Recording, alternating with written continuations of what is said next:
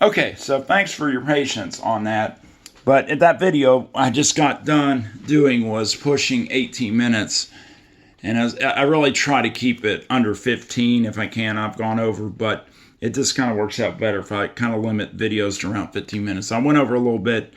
So anyway, there are some more things that I want to point out. So let me check. That was problem 9 out of the problem. So this is 10. And I wanted to talk about finding the slope of the tangent line if it's not implicit. So we're going to find actually the equation. I'll go and do the whole thing. So find the equation of a tangent line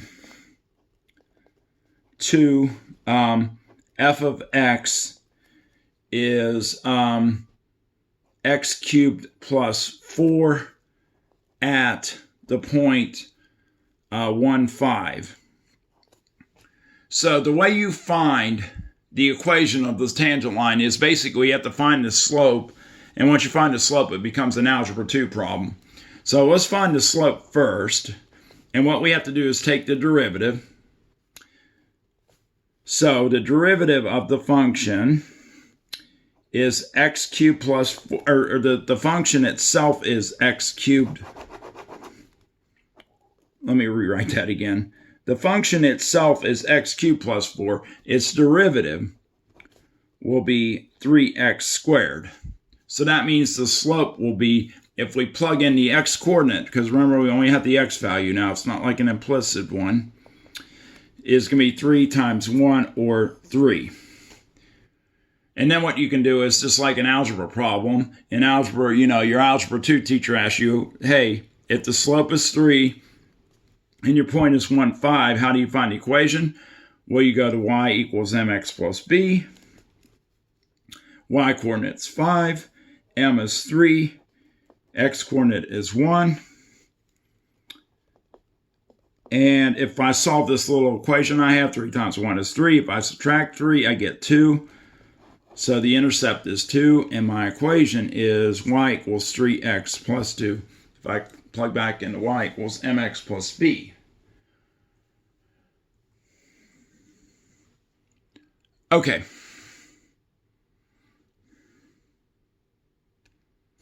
All right, let me do a couple more problems that I'm going to go back to derivatives. And I'm just going to give you problems that, you take the derivative. These can be a little bit trickier.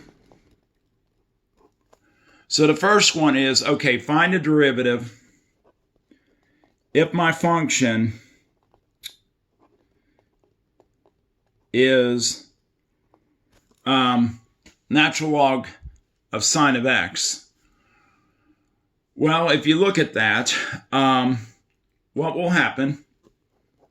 Again, this situation with natural log of something, as you basically use the chain rule. If it's something different than x, which obviously sine is different than x.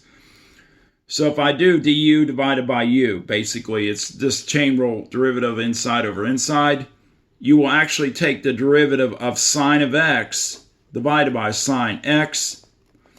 Well, the derivative of sine x is cosine x, and then you bring the sine x along. So if you do the derivative of sine x over sine x, you get cosine x divided by sine x, and that is cotangent.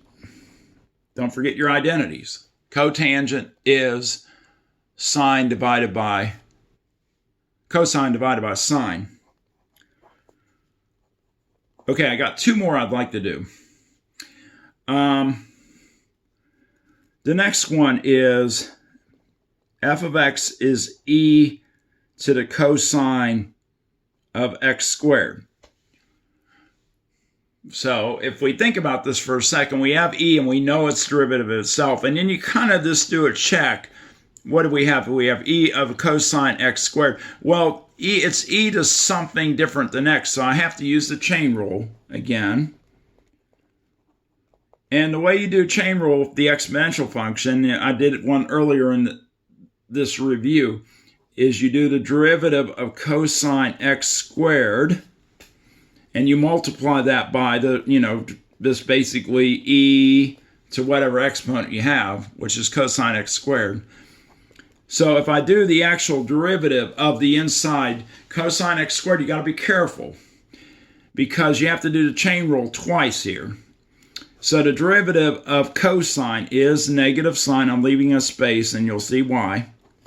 But because it's something different than x squared, I got to do its derivative, and its derivative is 2x. Derivative of x squared is 2x. So we end up getting negative 2x sine x squared times e to the cosine x squared. All right, I have one more to do, and I'll pretty much wrap it up. And my last problem is this. I have e to the x cosine x, and we did one of these in class. I'm pretty sure both at Radford and New River. But what happens here is very similar to this problem, as you might guess. It's chain rule.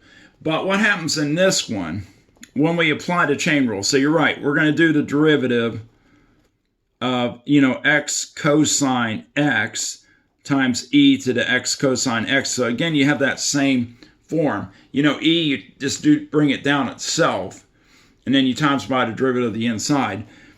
But instead of doing the chain rule a second time, like up here, what we got to do is the product rule. Look at that. X times cosine x is the product rule.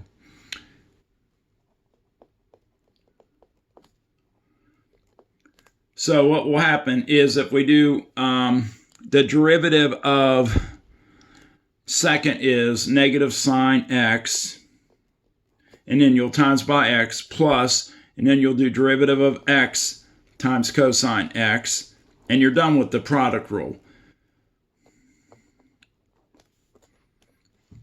And I'll kind of write a simplified form. So the first part, I'm going to put it second. The derivative of x is 1, so what will happen is I'll just have 1 times cosine x, and then I'm going to just put this part second because it's negative. So I just switched those around. The derivative, again, x is just 1 times cosine is cosine x, and then you just switch that around. So you get negative x sine x, and then you got e to the x cosine x. And those are x's, not alphas. Okay. That is the review. So,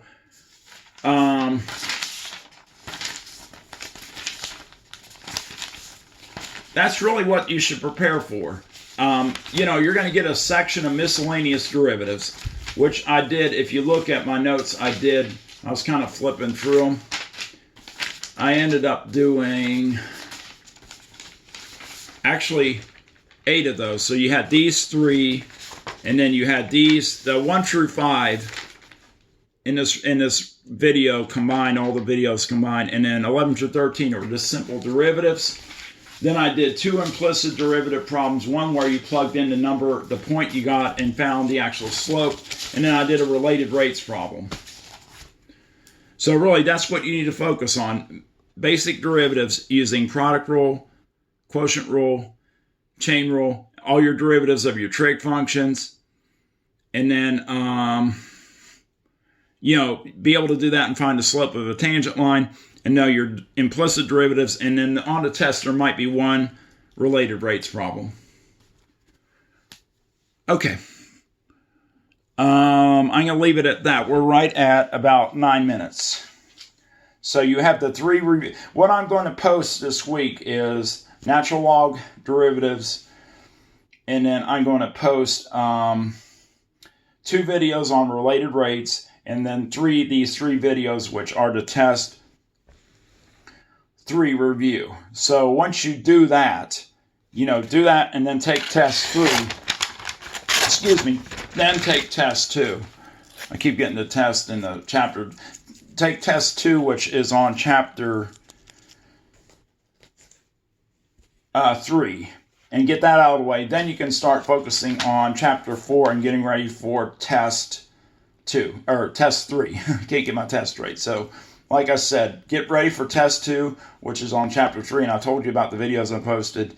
And then you can then study chapter 4 and a little bit of chapter 5. It's basically the beginning part of chapter 5, and then